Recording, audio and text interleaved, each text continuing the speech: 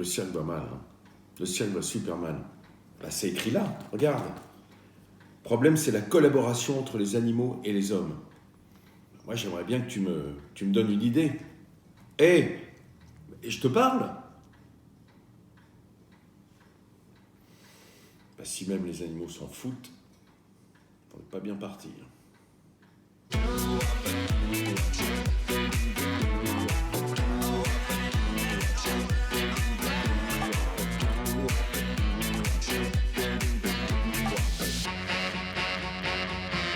Bonjour à tous, j'espère que vous prêterez une attention plus vive que mon chat à cette émission Ensemble c'est mieux ce matin. Bonjour Julie. Bonjour Vincent. Vous savez que c'est quoi le sujet aujourd'hui ? Le cirque. Le cirque, ça va être le cirque. Ça, je vous le promets, on va s'intéresser effectivement au cirque, aux différentes formes de cirque. Et regardez, il y en a un qui est déjà au cirque tôt le matin. C'est notre Rafale que l'on retrouve du côté du cirque d'hiver. Ah bah ça y est, voilà. En action. J'espère qu'il va nous faire un vrai numéro au cours de l'émission. Et pour parler de ce sujet du cirque et de l'opposition entre le cirque tradit et le cirque moderne, parce qu'évidemment, il y a de plus en plus de formes, eh bien, nous recevons Alain Pachery, qui est le directeur du cirque Phénix et le président, écoutez bien, le président du Festival mondial du cirque de demain. Bonjour Alain Pachery. Bonjour tout le monde. Quand vous dites cirque de demain, aujourd'hui quand même, contemporain quand même, pas, Oui, vous bien attendez sûr. pas la suite. Non, mais bien sûr. Et puis il s'appelle Cirque de demain depuis 41e édition. Voilà. Donc, voilà. Demain, c'est aujourd'hui, en quelque Demain, sorte. c'est aujourd'hui, bien sûr. Le demain d'hier, c'est aujourd'hui. Réfléchissez là-dessus, vous avez 4 heures. Mes amis, nous allons sortir ce week-end. Comme tous les vendredis, on a Célia qui est avec nous. Célia, c'est Bonjour, maman. Vincent. Ça va, Célia ? Mais très bien. Vous êtes beaucoup sortis pour bosser ? Parce que son boulot, elle, c'est de sortir. Et puis après, de nous raconter ses virées. Et oui, je suis beaucoup sortie. Et surtout pendant les vacances d'ailleurs. Ah bah, très bien, ça devait être bien. Vous n'avez pas dû voir beaucoup votre intérieur. Hein. tout le temps dehors, notre Célia, mais pour notre plus grand bien, évidemment. Et puis, au moment de se régaler, vous en avez l'habitude, à la fin de l'émission, on va clore notre semaine galette avec un grand pâtissier. Tous les jours, ça se succède. Et alors, étonnant, mais Michael Bartoschetti, bonjour. Bonjour, Vincent. Le chef pâtissier du Georges V, succède à Gilles Marchal, lorrain et pâtissier. Hier, Nicolas Paciello, lorrain et pâtissier. Et vous êtes lorrain aussi et pâtissier. Il y a un vrai terreau quand même. Ouais, en Lorraine, il y a quelque chose de très ancré, je crois, sur la gastronomie. C'est la gastronomie et particulièrement la pâtisserie. Hein, ça remonte au duc de Lorraine, le roi de Pologne, Stanislas Lesinski, qui a un peu institutionnalisé la pâtisserie en Lorraine. Ouais, c'est ça, ouais, exactement. Et du coup, il n'y a pas que la Madeleine de Commercy. Aujourd'hui, on va avoir des... Des brioches, des galettes, on va en parler tout à l'heure. Ouais. Génial, merci Michael. Je dis Michael parce qu'il paraît que dans sa famille, on l'appelle Michael, pas Michael. Mon vrai prénom, c'est Michael, oui. Voilà, mon vrai prénom, c'est Michael. Alors Mike... on se retrouve dans une seconde. Pour l'instant, on va partir du côté du cirque d'hiver. Vous l'avez vu, notre Rafale, il est prêt à en découdre avec tous les numéros. Rafale. Oh là là, mon Vincent, mais moi je retombe en enfant, je suis comme un gamin, je suis tellement heureux d'être ici. J'ai pu être parmi les premiers à me faufiler ici dans le cirque d'hiver. Les gens sont en train de s'installer. Il faut s'imaginer qu'ici, dans moins de 30 minutes, il y aura plus de 1600 personnes, les yeux écarquillés, qui applaudiront à tout rompre des artistes venus du monde entier. Regardez qui m'accueille. Monsieur Loyal en personne. Comment ça va, Michel Palmer? Bonjour Raphaël, ravi de vous accueillir. Oh là là, mais regardez comme il est beau, comme il est élégant. Alors moi j'ai un rêve, Michel. C'est quand j'étais petit, je voulais être Monsieur Loyal. C'est vrai? Aussi. Bah regarde, c'est pour ça que j'ai le chapeau. Ah voilà, c'est pas mal, il y a la moitié de la tenue déjà. Bon quoi. déjà, alors, qu'est-ce que c'est un bon Monsieur Loyal? Un monsieur loyal, c'est quelqu'un qui est au service du spectacle, qui est le guide du spectateur tout au long du programme pour emmener le spectateur dans ce monde merveilleux et de cette histoire merveilleuse qu'on leur raconte pendant 2 heures. Fais-moi, s'il te plaît, une petite faveur, puisque je n'arriverai jamais à la moitié de ton talent.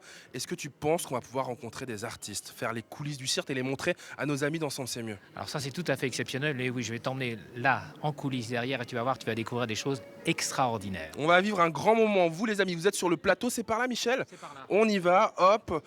Et pendant toute cette heure de ce spécial Ensemble c'est mieux, vous allez tout voir de la magie du cirque. À tout de suite.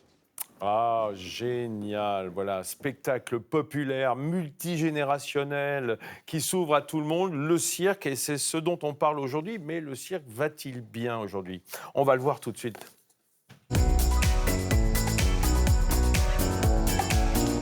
Alain Pachery, qui est avec nous, le directeur du cirque Phénix, la problématique, elle est posée. C'est au fond, est-ce que le cirque va bien? Est-ce qu'il va on va dire, se renaître de ses cendres, puisque vous êtes le directeur du Cirque Phoenix. Est-ce que le cirque renaît de ses cendres? Le cirque s'est transformé, vous savez, tout au long de son histoire. Le cirque qu'on a appelé moderne il y a 251 ans et qu'on appelle traditionnel maintenant, a subi aussi quelques transformations, puisqu'à l'origine, il n'y avait que des chevaux. Les autres animaux sont arrivés au cirque à la fin du 19e siècle seulement. Oui, donc oui, mais ça remonte. Là, Ça remonte. Pour le coup. Pour nous, évidemment, le cirque, pour tout le monde, hein, c'est une histoire d'enfance. Hein, nos premiers souvenirs au cirque, ils remontent toujours à la petite enfance, parce que c'est un spectacle qui plaît aux enfants par définition. Mais avec, je dirais, l'essor de cette fenêtre sur le monde qui est Internet et la télévision, on est moins étonné peut-être quand on est enfant de voir un éléphant, un tigre, un cheval. On veut dire, on est plus habitué, donc il y a plus ce côté exceptionnel. C'est vrai qu'il y a plus ce côté exceptionnel, puisque comme vous l'avez dit, maintenant on voit des animaux, il y a les zoos, il y a aussi les émissions animalières sur les télévisions.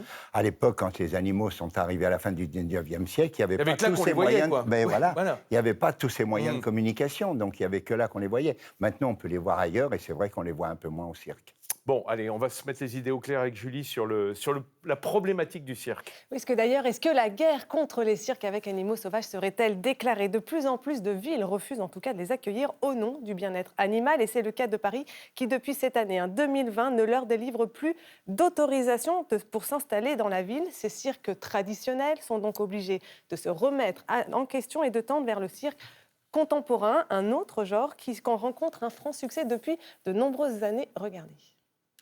J'emmènerais bien les enfants au cirque. Oui, mais traditionnel ou nouveau cirque, j'hésite. Le cirque est l'une des plus anciennes formes de spectacle au monde. Le mot qui signifie cercle est inventé par les Romains. C'est là qu'avaient lieu les combats de gladiateurs et aussi de lions dévorant les prisonniers. Brrr. Le cirque a évolué, mais les lions et autres bêtes sauvages sont longtemps restés les têtes d'affiche du cirque traditionnel. Problème, aujourd'hui l'utilisation d'animaux, surtout sauvages, déplaît. 67% des Français sont contre et plusieurs centaines de villes l'ont interdit. Une quarantaine de pays dans le monde ont proscrit les ménageries. Confronté à un désamour du public, le cirque traditionnel tente de se réinventer et utilise de moins en moins d'animaux sauvages. Fini les lions, les tigres, les ours et leurs braves dompteurs derrière leur cage. Trop cher, trop polémique. Mais si vraiment vous y tenez, certains cirques tradis n'ont pas renoncé. Si vous préférez un spectacle plus tourné sur l'humain et qui flirte avec le théâtre et la chorégraphie, où la performance est plus artistique que technique, optez pour le nouveau cirque. On y trouve aussi d'excellents jongleurs, acrobates ou clowns, mais l'ambition est plus poétique et narrative que spectaculaire. Cirque traditionnel ou nouveau cirque, à vous de choisir votre piste aux étoiles.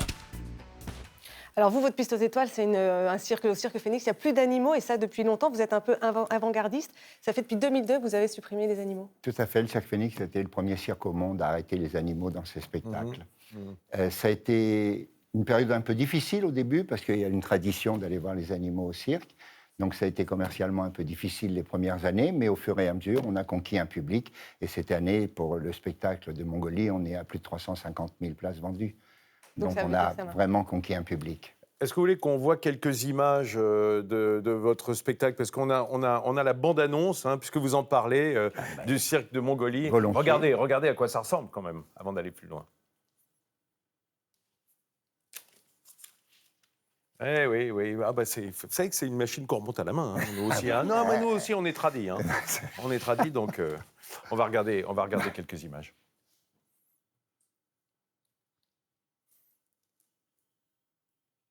Non, non, ça va pas. Non, elle veut pas. Elle veut pas. Elle va venir. J'aperçois là un petit. Ah oui, vous avez vu des. Oui, je vois derrière vous. Ah, là, ça y est, ça vient. Là, ça vient.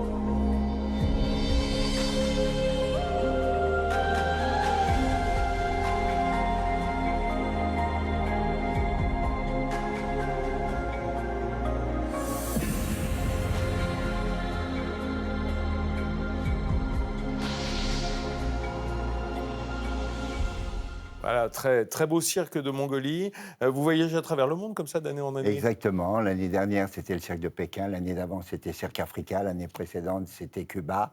Et l'année prochaine, ce sera... Enfin, l'année prochaine, non. À la fin de cette année, la prochaine saison, c'est un cirque 100% féminin avec des femmes du monde entier. Génial. Et vous dites, vous le faites salle comble à chaque fois, mais en 2002, quand vous avez supprimé les animaux, est-ce que ça a été compliqué? Est-ce qu'il a fallu former le public un peu à cette nouvelle forme de cirque? Tout à fait. Il a fallu conquérir un nouveau public qui était le public en France. On avait l'habitude, le cirque traditionnel, les animaux, les chevaux, les fauves, etc.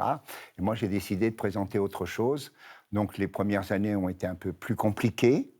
Mais assez vite, quand même, on a réussi à conquérir un public fidèle maintenant, puisque j'ai des gens qui viennent tous les ans. J'ai des familles qui me réservent 2 loges, et c'est la sortie familiale à la fin de l'année. Et vous fêtez vos 20 ans, 10 millions de spectateurs, c'est aussi une belle réussite, ça. C'est vrai, et même au-delà aussi, puisque depuis 6 mois, nous sommes maintenant sur un projet à Shanghai. Nous avons gagné un appel d'offres international, et nous créons le futur spectacle du cirque de Shanghai.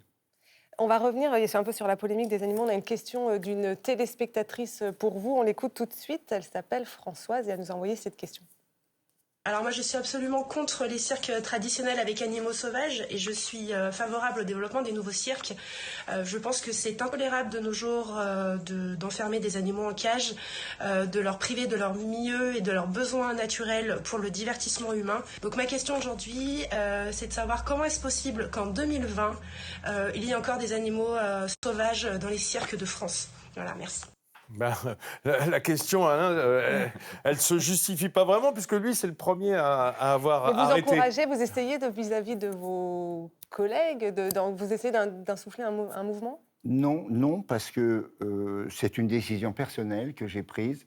Je n'ai de leçons à donner à personne. Chacun fait ce qu'il veut faire dans son entreprise, dans son cirque.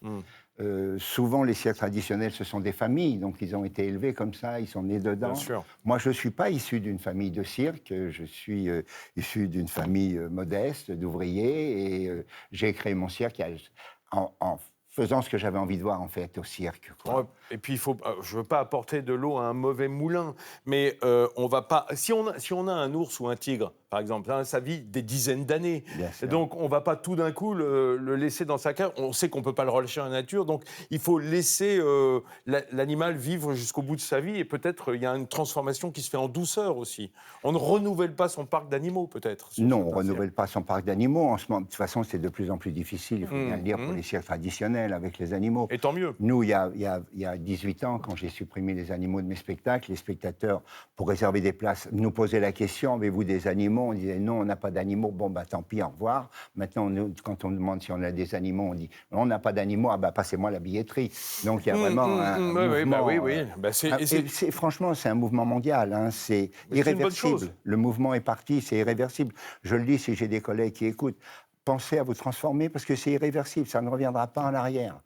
C'est un mouvement mondial, on ne pourra pas l'arrêter. Alain Pachery, aujourd'hui, on peut se poser la question, quelle est la différence entre le cabaret et le cirque quand il n'y a pas d'animaux? C'est un cabaret itinérant, un cirque? Non, ce n'est pas un cabaret itinérant, parce que si vous venez voir mon spectacle, vous verrez qu'il me faut une scène de 250 mètres carrés. Voilà. Donc ça va être très difficile de trouver un cabaret. J'ai 50 artistes. J'ai des numéros de groupe où il y a 20 personnes sur la scène. Non, c'est pas du cabaret. Donc la différence, c'est l'offre, la taille. Et puis l'histoire qu'on raconte. Moi, je fais découvrir des pays. Donc, je raconte l'histoire du pays, il y a la culture du pays, j'ai des ballets, par exemple, dans le spectacle mongol, le début du spectacle, on monte une yourte à vue du public en 7 minutes. C'est chorégraphié, c'est une très très belle image, je le dis parce que maintenant on en est à 65 représentations, donc on me le dit à toutes les séances, mais c'est formidable, j'avais jamais vu monter une yourte, c'est incroyable. Donc, moi non plus, je peux vous le dire, hein, j'ai jamais vu monter une yourte. Ah ben, moi non plus, avant d'aller en Mongolie, moi non plus. Mais c'est une yourte qui fait 7 mètres de diamètre, donc c'est vraiment une yourte d'habitation. Alors j'ai quand même des animaux, mais des marionnettes. Parce que vous ne pouvez pas faire un voyage en Mongolie sans avoir des chevaux, sans avoir des chameaux, sans avoir des yaks, sans avoir des oiseaux. Donc j'ai tout ça, mais tout est en marionnette, tout est télécommandé. Et je vous assure que les enfants y trouvent beaucoup de plaisir, puisque j'ai un public très large. J'ai eu un petit garçon de 18 mois ce week-end. Là, en arrivant, les parents m'ont dit « Oh, il ne va pas tenir, on va partir à l'entracte ». Alors, on donne des casques aux enfants, parce que la musique, c'est un peu fort, donc on donne des casques. Et à la fin du spectacle, l'enfant était toujours là. Je dis, mais alors, vous n'êtes pas parti? Elle me dit non, il veut rester à la séance d'après. Ça, c'est bon signe. Merci Alain Pachery. Écoutez, vous savez quoi? Je vous enverrai Rafale dans les semaines qui viennent pour vraiment visiter le Cirque Félix et les coulisses. Aujourd'hui, il est au Cirque d'hiver chez les collègues, mais je vous l'enverrai bientôt. Allez, Rafale, on le retrouve toujours dans les coulisses. C'est le monde du cirque. Aujourd'hui, Venez vit à les cette amis, heure-là. on vit les coulisses du cirque comme si vous y étiez et vous voyez passer les chameaux qui entrent justement sur cette piste aux étoiles du cirque d'hiver Bouglione. Pendant ce temps-là, nous, on est aussi en coulisses, on vous l'a dit, avec les artistes qui s'apprêtent aussi à entrer sur scène, comme Victoria qui est là et hop, regardez l'effervescence ici. Ça va Victoria? Bien, merci. Et vous? Victoria comme la reine Victoria, elle fait un des numéros les plus populaires de ce cirque, c'est quoi? C'est un numéro de hula hoop. C'est-à-dire C'est on des travaille avec les cerceaux, voilà, oui. On peut regarder, viens avec moi, hop, Gilles qui nous accompagne ce matin. Voilà les cerceaux de couleur, hop, ça veut dire que je peux m'en mettre un comme ça. On est déjà dans l'esprit du cirque. Alors, qu'est-ce que tu aimes toi dans le cirque? Bah, c'est le partage avec les gens, déjà, donner comme des paillettes dans les yeux des gens, on va dire, donner le plaisir. Puis c'est être sur scène aussi, c'est un sentiment très spécial. Et... Ça fait combien de temps que tu es dans ce cirque toi? Bah, depuis que je suis née. Oh là là, carrément, très bien. Bon alors, hula hoop, c'est-à-dire au bras ou genre c'est ça? Genre il faudrait que je me le mette là pour que ce soit bien, c'est ça? Ouais. Tu me dis, tu me coaches. Attends, tu me coaches. Victoria, tu me dis. Hein. Ok, très bien. Tu me mets une note sur 20? 2. Elle m'a mis 2 sur 20, Vincent. On va se retrouver tout à l'heure pour d'autres numéros. Je vais essayer de pas trop déranger les artistes. Merci Victoria. Hein. Tout à l'heure. Et les aigles? Et les... Ah, que c'est beau. Il est heureux, notre Rafale. Nous, c'est un enfant. Notre Rafale, c'est un enfant. On le met dans des circonstances comme celle-là. On ne le récupère pas. Il faut aller le chercher après. Bien, allez, à tout à l'heure, Rafale. Julie, bon, on n'en est pas encore à faire la billetterie du cirque. Ensemble, c'est mieux. Mais on peut prendre contact avec l'émission quand même. Oui, bien sûr. Et tout ça, en plus, vous avez 3 moyens assez simples de nous joindre. Le téléphone 0805 383 383. Vous pouvez aussi le faire via notre page Facebook Ensemble, c'est mieux avec France 3 ou le compte Instagram de France 3 Paris et le hashtag Ensemble, c'est Paris. Et puis nos Instagram perso. Hein. Oui, Véfernio, par exemple. @Véfernio. Julie Jacquard. Julie Jacquard. Célia. C'est Mama. C'est Mama. Vous avez un compte Instagram Cirque perso? Félix. Ah ben voilà, c'est top. Et Michael aussi, hein? En effet. Oui, bah voilà. Vous nous retransmettrez les messages de tes spectateurs. Ils ne sont pas avares, les pâtissiers, en général. Ils se mettent bien en image. Mes amis, si on sortait, ça c'est une bonne idée, parce que là, on est rentré, mais là, on va ressortir tout de suite. Alors, comme tous les vendredis, Célia nous propose les sorties du week-end. Elle est très douée, vous allez voir. Elle nous trouve des trucs en général. Où est-ce qu'on va ce week-end, Célia? Exactement, Vincent. Et alors, cette fois, je vous propose de pousser la chansonnette. Direction l'Opéra Bastille qui présente à nouveau le Barbier de Séville. Et ça donne ça.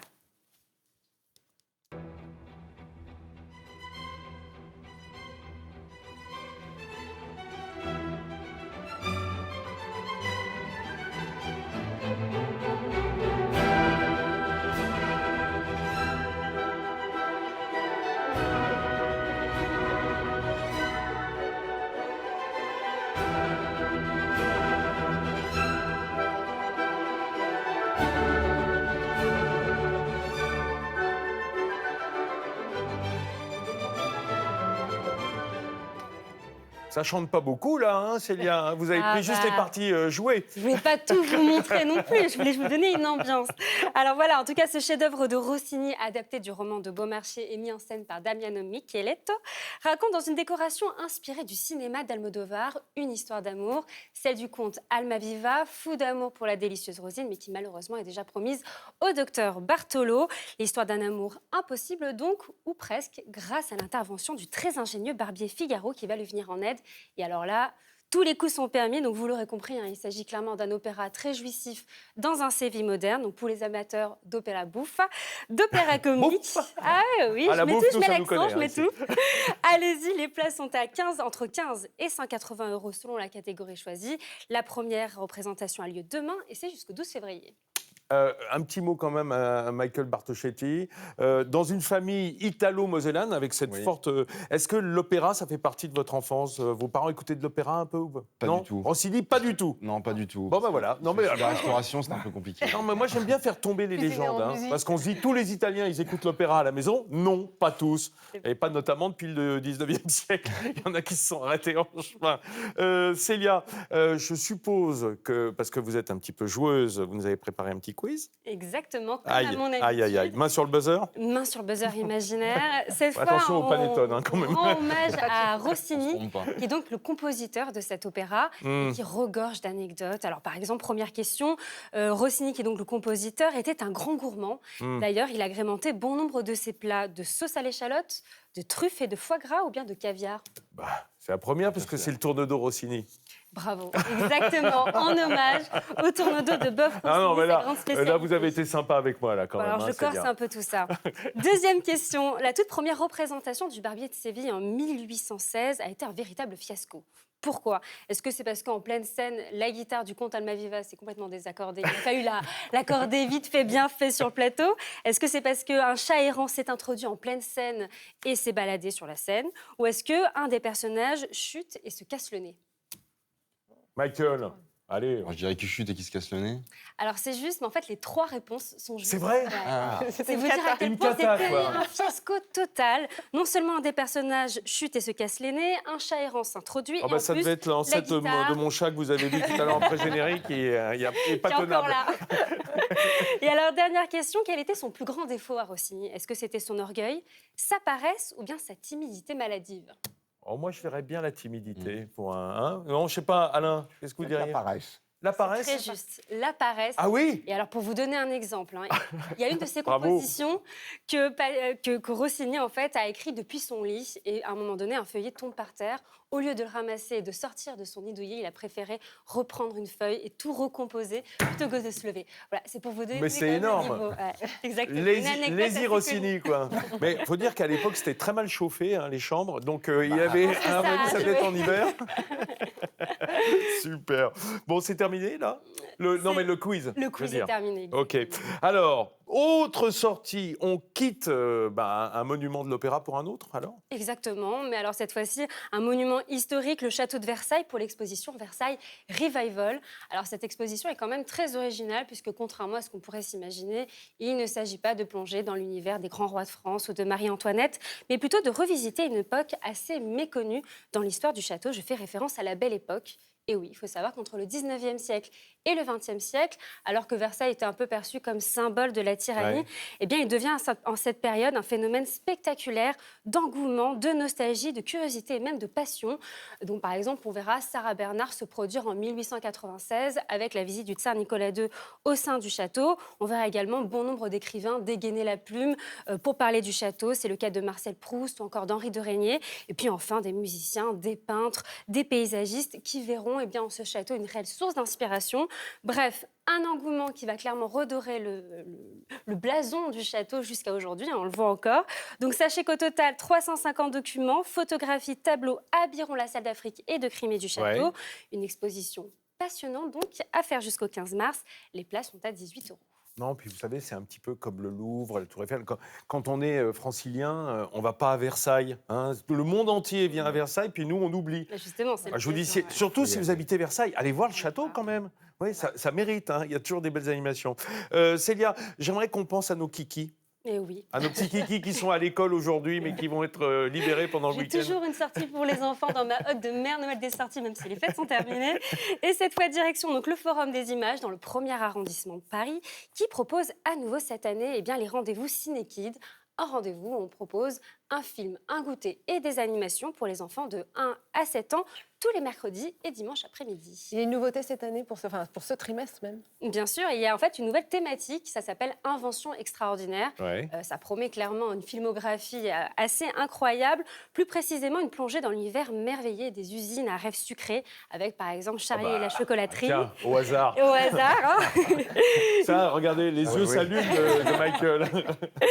Une plongée dans les rouages endiablés de Charlot avec bien évidemment les temps modernes, ou bien encore une balade dans le Nautilus avec le Capitaine Nemo. De quoi donc régaler vos plus petits. Allez-y, les places sont à 4 €, 6 € pour les adultes et c'est jusqu'au 29 mars. Voilà, il y a tout ce qu'il faut pour tous nos petits et puis tous nos toute la grands famille, aussi. Hein. Pour toute la Tout le famille. monde. Merci Célia, génial. Je sais que vous repartez sur les routes dans 3 secondes. Hein. On ne la tient pas, hein. Elle est déjà en train de sortir, dans sa tête en tout cas. Mes amis, on va retourner du côté de Versailles, vous allez voir, parce qu'en fait on va à Gif-sur-Yvette, hein, dans notre maison des experts, et le vendredi c'est bricolage. Or, ça peut intéresser le château de Versailles parce que Jean-Pierre va nous montrer comment changer un plafonnier. Il y en a quelques-uns à changer à Versailles. Bonjour, c'est Jimmy. Bonjour, c'est Clara. Aujourd'hui, on est venu voir Jean-Pierre pour apprendre à changer un plafonnier.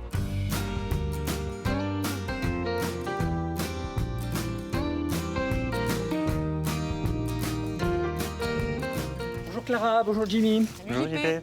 Aujourd'hui, je vais vous apprendre à changer un plafonnier en toute sécurité. Super. Ok. Allons-y.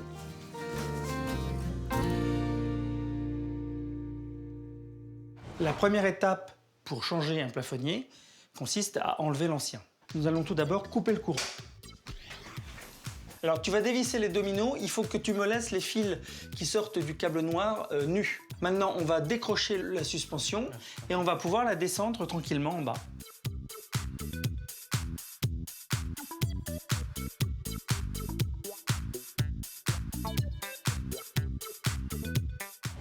La deuxième étape pour changer notre plafonnier consiste à préparer le nouveau plafonnier. Alors ce plafonnier est livré avec un câble suffisamment long pour pouvoir s'adapter à toutes les hauteurs de plafond. Et ici, dans cette pièce, nous avons retenu que 50 cm était la bonne distance. Donc avec mon mètre, je vais mesurer 50 cm et je vais rajouter 10 cm de marge pour pouvoir faire mes branchements dans la boîte. Jimmy, est-ce qu'avec cette pince coupante, tu pourrais couper le câble au niveau de mon doigt? Parfait. On va enlever la gaine noire qui protège les câbles électriques en faisant tourner le fil. Une fois que c'est coupé comme ça, je vais le plier. Ça me permet de dégager les câbles électriques et de tirer, d'enlever mon morceau de gaine. Voilà. Avant de mettre notre câble dans le boîtier, on va préparer le boîtier pour enlever tout le fil qui ne sert plus à rien et faire arriver notre fil final. Maintenant, on va passer le câble du plafonnier.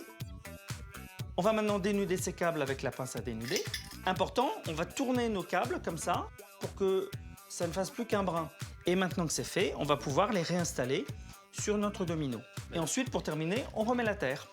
Et voilà, il ne reste plus qu'à installer cette suspension.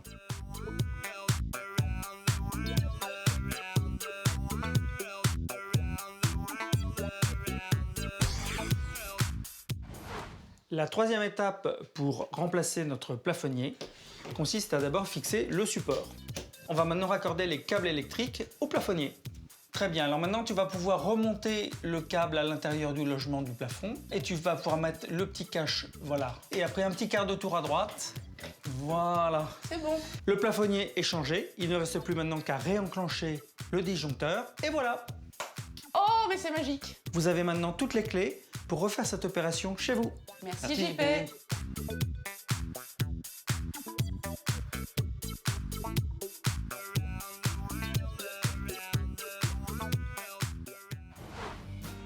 On résume. Pour changer un plafonnier, coupez le courant, ensuite dévissez les dominos, puis décrochez la suspension. Coupez le câble du nouveau plafonnier à la hauteur voulue et retirez le surplus. Dénudez les câbles et rebranchez-les dans le domino. Pour finir, fixez le support, puis raccordez les câbles au plafonnier. Remontez le câble et fixez le cache au support. Et voilà, vous savez désormais changer un plafonnier en toute sécurité. Merci Jean-Pierre, dans sa maison des experts. Ah, un petit mot quand même, vous avez vu, c'est très clair, hein, la maison des experts. Il y a des fenêtres partout. Et généralement, quand on coupe le disjoncteur, tout d'un coup, on a pensé avoir une lampe à LED hein, quand vous faites du bricolage, parce que tout le monde n'est pas aussi illuminé que cela par le soleil dans sa maison. Mes amis, on va retourner voir notre spécialiste du cirque. Vous êtes d'accord? Tout ce qu'on aimerait bien, c'est voir un petit peu ce qui se passe en backstage, quoi. Rentrer là où c'est pas permis, hein, Rafale? Eh oui. On vous a promis les coulisses du cirque. Et regardez, là, on est à quelques mètres de l'entrée de la piste aux étoiles. Et ces filles sont en train de se contorsionner. Je ne sais pas comment elles font. Venez, approchez, on va pas trop les déranger dans leur travail, puisqu'elles vont aller performer devant les 1600 personnes du public du cirque d'hiver Bouglione. Par contre, je peux venir voir ce musicien qui est là. Regardez, hop. C'est Sampion. Comment ça va, Sampion? Très bien, merci. Et vous? Plutôt bien. Il faut s'imaginer que dans quelques dizaines de minutes, ce piano va aller sur la piste, c'est ça? Oui, exactement, avec mon épouse. En fait, je fais un numéro, nous faisons un numéro, mon épouse est artiste aérienne et je l'accompagne en live pendant toutes ses performances. Qu'est-ce que ça représente le cirque pour vous? Eh ben, surtout le cirque d'hiver Bouglione, déjà c'est ma famille, c'est une histoire et tous les plus grands sont passés sur cette piste. Donc faire partie de cette famille et travailler sur cette piste, c'est formidable. À quelques minutes d'entrée sur scène, t'es dans quel état d'esprit toi, Sampion? Nerveux, parce qu'un artiste qui n'est pas nerveux, pour moi, c'est pas un artiste, mais surtout concentré. Nerveux et surtout concentré. C'est ce qu'on doit ressentir aussi quand on va dans la roue de la mort. Et quand même juste derrière ce piano. Piano, roue de la mort, tout ça. Merci beaucoup, Sampion. Très bon numéro à vous. Justement, le public, qu'est-ce qu'il en dit? Je vais aller l'attendre ici pour recueillir ses émotions. À tout de suite. Et voilà, il se régale. Il se régale et il nous régale, Rafale. Ça rime, c'est magnifique, c'est presque de la poésie. Mes amis, on y retournera avant la fin de l'émission. Il est temps maintenant de s'occuper un petit peu de bénévolat pour notre week-end. N'est-il pas? Ben oui, on a un petit peu de temps, justement, ça tombe bien.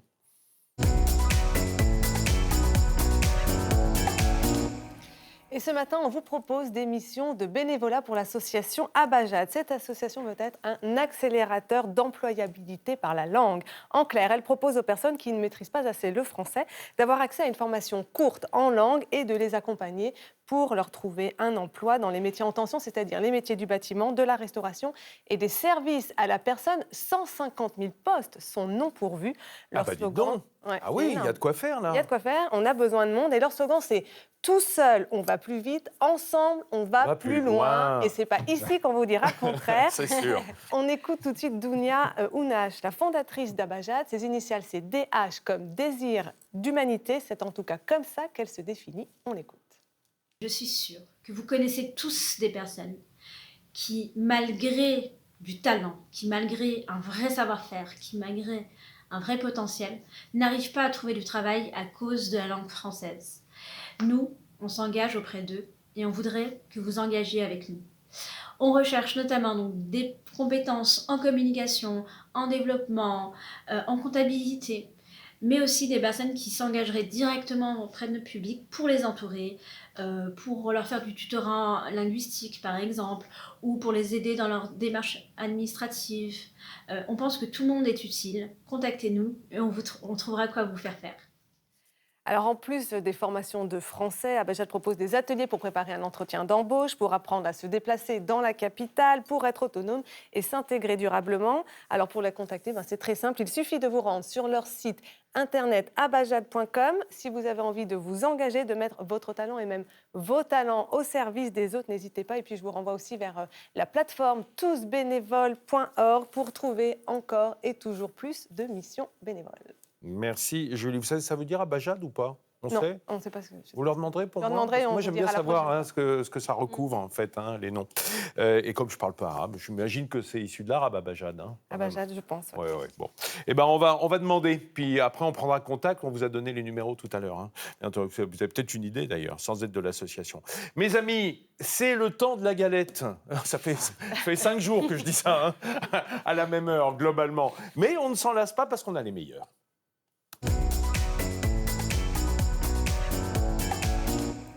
Michael Bartosetti ou Michael Bartocetti pour les intimes, le pâtissier du Georges V à Paris, tout fraîchement arrivé d'ailleurs, ça fait quelques mois que vous êtes là. Le 7 octobre, 3 mois. Voilà, 3 le 7 hier. octobre. Et avant, un autre palace parisien. Le Shangri-La, pendant Le 4 ans. Shangri-La, oui, voilà, c'est un pâtissier de palace. Je trouve que... Et les palaces, on les aime aussi pour ça, hein, voilà, pour leur pâtisserie. Alors, vous nous avez apporté notamment cette galette qui est devant vous, au Voilà, centre. donc j'ai ramené la traditionnelle galette, entre guillemets, puisqu'on va expliquer un peu le travail qui a été fait sur la pâte, qui est différent d'une galette classique. Et puis j'ai ramené juste deux autres pâtes briochées pour qu'on puisse en parler et voir les différences un peu justement entre les différentes textures, les différents feuilletages ou les différents moelleux que peuvent apporter la brioche. Alors Michael, je vous rends grâce de cela parce que la brioche, c'est peut-être une des plus belles choses de la pâtisserie boulangère française. C'est très réconfortant la brioche. C'est vrai que ça fait du bien. C'est ça, ça fait du bien par où que ça c'est passe. un peu coussiné, c'est moelleux, voilà, c'est réconfortant, c'est généreux. Mais là, c'est pas vraiment une brioche, justement, cette galette. Racontez-moi. Voilà, je vais venir filmer, hein, ça vous va? Mais venez, je vais me mettre le nez dessus, je vais me faire du mal. Mais bon, c'est pas grave, parce qu'on sait qu'on sera récompensé à la fin. Alors, justement, ici, on est sur ce qu'on appelle une brioche feuilletée classique. Donc, c'est une brioche qu'on a tourée avec du beurre entre... Attendez, expliquez tourée. Alors, tourer, le fait de tourer, en fait, c'est d'incorporer du beurre dans la pâte, enfermée, et ensuite qu'on va étaler finement et qu'on va replier sur lui-même pour obtenir justement ces feuilletés. Le feuilletage. Exactement, Okay. voilà, c'est ça. Michael, on peut dire qu'à l'origine, pour remonter un peu dans l'histoire, ces gâteaux, ces brioches, ces feuilletages, c'était du pain, toujours du pain amélioré, avec du beurre ou avec des fruits confits, etc. Voilà, ça rejoint un peu le kouign-amann, voilà, c'est du pain. C'est ça. Auquel on fait un ajout de beurre, et ce qui fait traditionnellement la galette d'antan. Bon, ben voilà. Donc, on a bien évidemment mis ça au point. Le 19e puis le 20e siècle sont passés dessus. Et aujourd'hui, on a pléthore de brioches feuilletées, de viennoises feuilletées. Enfin, je veux dire, c'est fou le développement de la pâtisserie en termes de pâtes. C'est ça, voilà. En fait, il y a tellement de différences. Pourtant, on utilise la même technique ici et ici, et pourtant, on n'est pas du tout sur la même texture de pâte, que ce soit en bouche, que ce soit à la découpe. Là, on est sur une pâte qui va être plus sèche à la base, moins enrichie, auquel on va rajouter le beurre pour tourer. Et ici, on va avoir un peu plus de moelleux, de générosité, parce que justement, on part sur une pâte à brioche de base. Voilà, c'est plutôt un pain viennois, là, c'est plutôt une brioche. Il y a quelque chose que je trouve très beau dans votre galette. Comment vous l'appelez d'ailleurs?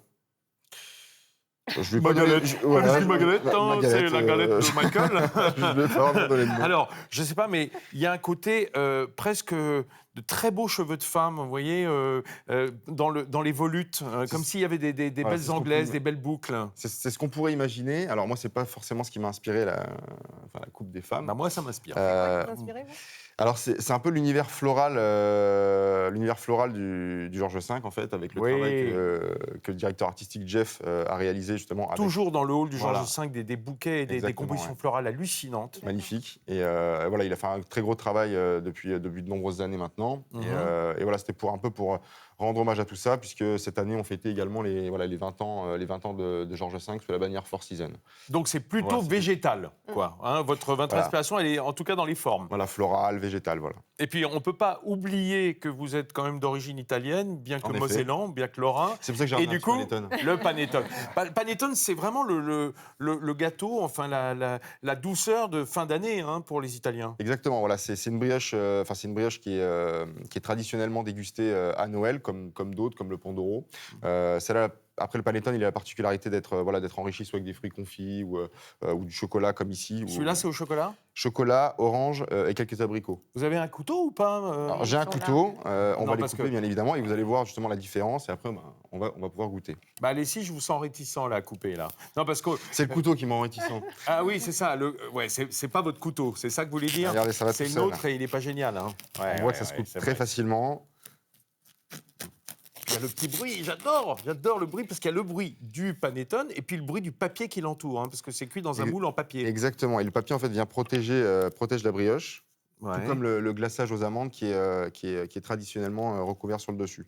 Regardez-moi ça, mais c'est pas possible, oh là là là là, oh là là là, on plonge à l'intérieur, c'est extraordinaire, on a l'impression de plonger dans les entrailles de la terre.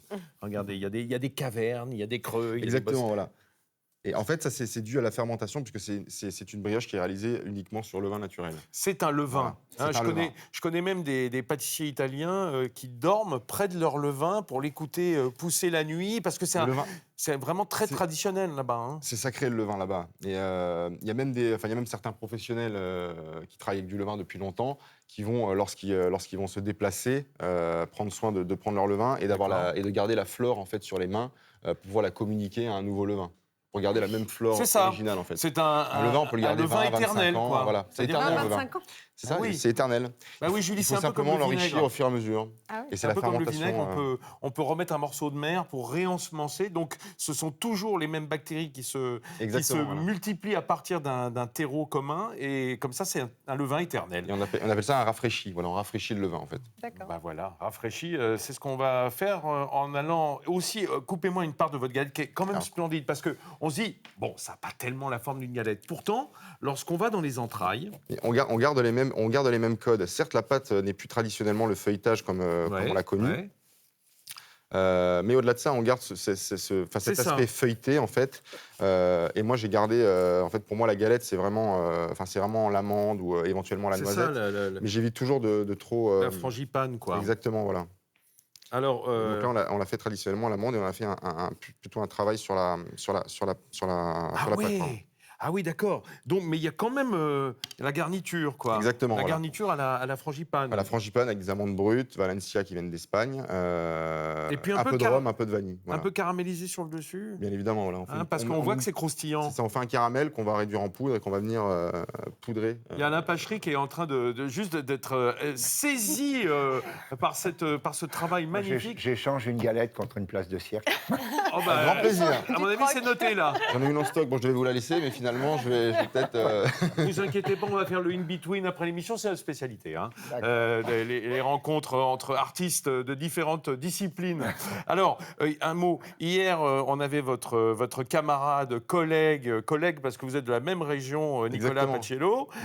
Et lui, il a mis de la bergamote, qui est une petite licence lorraine, une référence. Voilà, c'est vrai que la bergamote est très utilisée en Lorraine. Voilà, les Mirabelles, la bergamote. Et vous êtes plus parisien, quoi. Non, mais en fait, pour moi, je prends du plaisir dans une galette lorsque je retrouve les codes traditionnels. Mais encore une fois, c'est personnel. C'est-à-dire que voilà, il me faut le côté un peu feuilleté, croustillant, etc.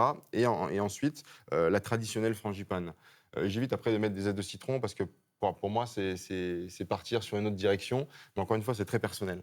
C'est traditionnellement que je prends du plaisir dans la galette. Non, surtout la galette, c'est vraiment une forme de pâtisserie qui appartient vraiment à l'enfance. On a tous des souvenirs de galette parce que c'est vraiment notre tronc commun de partage gastronomique. Avec la famille, exactement, c'est clairement ça. Et donc, je vois dans cette galette beaucoup de réminiscences. C'est-à-dire beaucoup de références à votre enfance, au goût que vous en avez gardé et que vous voulez retraduire. Exactement. Moi, j'ai grandi avec la galette traditionnelle. Donc, c'est les codes que moi, j'aime retrouver lorsque je déguste une galette, en tout cas. Bon, alors, vous n'êtes pas lyonnais, vous n'êtes pas de Saint-Genis, mais vous avez quand même fait cette brioche. Là aussi, on va ouvrir pour voir la différence de travail. Exactement, on peut trancher. Ben voilà, regardez. Alors, elles sont belles, en plus, ces pralines roses. On va demander à Juliette, qui travaille avec nous, qui est dans les starting blocks, de venir chercher quelques tranches pour... Oh là là là là. Ah oui, voilà. Je ne m'attendais pas du tout à ça. Ah oui, donc c'est un peu comme la galette. Là aussi, il y a une garniture à l'intérieur. Il y a une garniture, en fait, c'est une crème un peu dans le même esprit que la frangipane, mais c'est une crème de praline uniquement. Et ensuite, on va prendre de la pâte à brioche qu'on va mélanger avec énormément de praline pour l'enrichir en sucre et que ça soit relativement gourmand. Et on va venir enrober en fait notre crème avec cette brioche aux pralines. Et c'est notre insert en fait au milieu pour retrouver ce côté entre le côté brioché. Voilà Juliette, et le côté, toujours prête. Allez, emportez-leur un petit morceau de chacune de ces merveilles. Moi, je vais retourner à ma place parce que sinon, je vais me jeter sur la brioche et sur la galette. Et ça, c'est moche. Alors, dans l'idéal, le mieux, ça se fait pas. C'est toujours de réchauffer un petit coup la galette. D'accord. D'accord. Et puis la servir à température tiède de la pièce. Merci beaucoup, Michael, d'être venu nous voir. Quel plaisir. On va se régaler ce week-end en pensant à vous. Merci, Julie. Merci, Célia, qui emporte sa part de galette dans ses sorties. Merci, Alain Pachery. Je ne vais pas résister. Je ne vous oblige pas à parler la bouche pleine. Ça fait 1 heure que je Allez, les à vois. lundi.